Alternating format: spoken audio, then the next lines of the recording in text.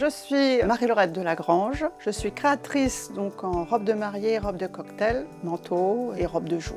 On est à Angicourt dans l'Oise et je suis installée depuis 6 ans. Je suis dans ce métier depuis 30 ans. Quand j'étais gamine, tout le monde à la maison cousait. Bon, quand je pouvais me mettre derrière la machine, je le faisais. Ce qui me plaisait, c'était de créer, en fait, de partir d'un morceau de tissu et puis d'en faire quelque chose. J'ai appris, mais j'ai aussi appris plein de choses toute seule, quoi. On devient un petit peu autodidacte parce que bon, on vous montre quelque chose, mais après, de fil en aiguille, on arrive à autre chose et c'est le côté sympa. Je suis à fond là-dedans, donc c'est une passion.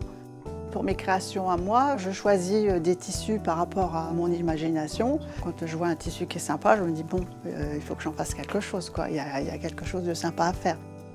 Quand j'ai une cliente qui vient me voir, c'est ce qu'elle veut en principe. Moi, je suis là pour la guider, pour la conseiller. Je vois avec elle ce qu'elle veut et en fonction de ça, on démarre le modèle. Je fais un patron en papier, donc c'est de la coupe à plat.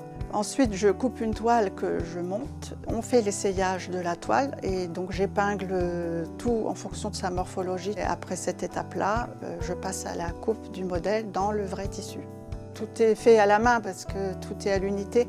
Quand c'est des broderies, c'est programmé effectivement, mais après, c'est moi qui guide la machine. Pour le montage du vêtement, c'est fait en partie à la machine. Mais j'ai toujours des finitions à faire à la main, poser une broderie, poser des dentelles, tout ça, ça se fait à la main. Le repassage, c'est très important parce que c'est 50% du visuel. Si un vêtement n'est pas bien repassé, ça peut avoir une autre tombée sur la personne en fait. Il ne faut pas faire de faux plis, il ne faut pas lustrer le tissu. La soie, ça se repasse, mais pas avec de la vapeur. Enfin, il y a tout un contexte que je fais très attention au tissu en fait.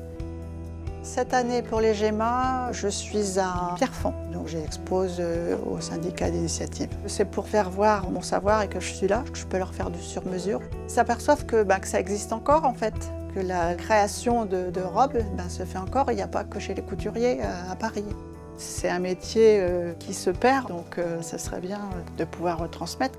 Je rencontre beaucoup de petites jeunes filles qui veulent être stylistes, qui veulent être créatrices. Il faut leur transmettre ça parce que ça assure la relève. Cet organisme-là, il est très important pour tous les métiers d'art parce qu'il est nécessaire de promouvoir nos métiers qui font partie du patrimoine et qui doivent perdurer.